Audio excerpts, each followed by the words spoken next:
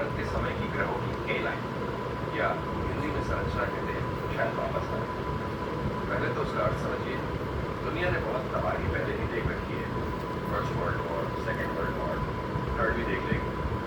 महाभारत की खास बात यह थी कि उसमें एक आत्मा युद्ध कर रही थी, एक्ट कर रही थी, वो कृष्ण के रूप में।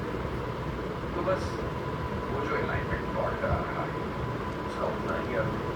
इस बार फिर वही सोल कल्कि के रूप में युद्ध करने आ रहे हैं। बस उस बात का उतना सा ही मतलब है। अब इतनी सी बात से सारी कहानी बदल जाती है। क्योंकि देखिए, पहले तो आत्मा करता है, कर्म नहीं करती, बस अवतारों के केस में करती है। और वो भी कोई नॉर्मल आत्मा तो होती नहीं, वो निराकार ही आ जाते हैं। अब यही सारी कहानी बदल जाती है। मतलब युद्ध में जनरल, सैनिक, हाथी, हॉर्स, तलवारें यही तो होती है। पर एक आत्मा के आने से, अवतार के आने से बहुत से एलिमेंट्स आ जाते हैं जो सामान्य बुद्धि से न समझ में आते हैं न दिखाई देते हैं। पहले तो निराकार ही युद्ध में आ जाते हैं, फिर उनकी लीला, माया, प्रकृति, शक्तियाँ सब करते हैं। फिर युद्ध भी वो नहीं करता, युद्ध भी बदल जाता है। देखिए, जो मनुष्य युद्ध करता है वो सबके मटीरियल यानी कि सांसारिक कारण होते हैं। वो जमीन के पीछे कर लेगा, धन के पीछे युद्ध कर लेगा, ईगो के पीछे कर लेगा। अवतार इसलिए युद्ध नहीं करते। अवतार युद्ध अलग वजहों से करते हैं। आप बोलेंगे कि वो धर्म के लिए करते हैं। ये बात ठीक बहुत है, और जो जवाब मैं आपको दे रहा हूँ वो कुछ ज्यादा बेहतर है।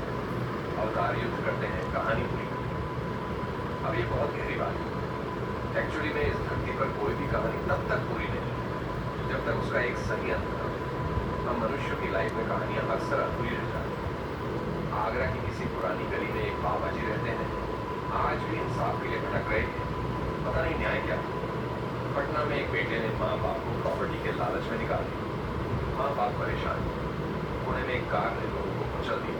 न्याय नहीं है। कहानियां अधूरी रह जाती हैं। हमने आपको कुछ उदाहरण दिए हैं, ऐसे पता नहीं कितने उदाहरण हैं। दुनिया भरी हुई इंसाफ नहीं मिलता, न्याय नहीं मिलता। कोई भी कहानी पूरी तब होती है जब जिसने जैसा कर्म किया हो उसे वैसा फल मिल जाए। पर ह्यूमन लाइफ में अक्सर वो कहानियां पूरी नहीं हुआ करती। जब न्याय नहीं मिलता और धर्म हारता है तो साधारण सी बात है, कलयुग और अधर्म जीतेगा। ऐसा नहीं है न्याय नहीं होता। प्रकृति जो कि ईश्वर का सिस्टम है, न्याय करती है, और जरूरी नहीं कि वो न्याय आपका हमेशा होता हो। चंपक ने पिछले जन्म में एक गधे को लाभ दिया। इस जन्म में चंपक ने गधा बनकर वो लाभ खा न्याय।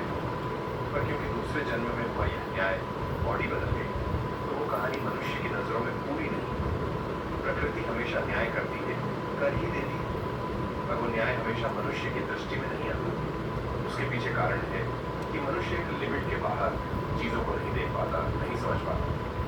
और जब अवतार आते हैं तो यही प्रक्रिया कुछ तेज चलनी शुरू हो जाती है। मतलब ये समझिए कि सब कुछ बहुत ही फास्ट फॉरवर्ड मोड में आ जाता है।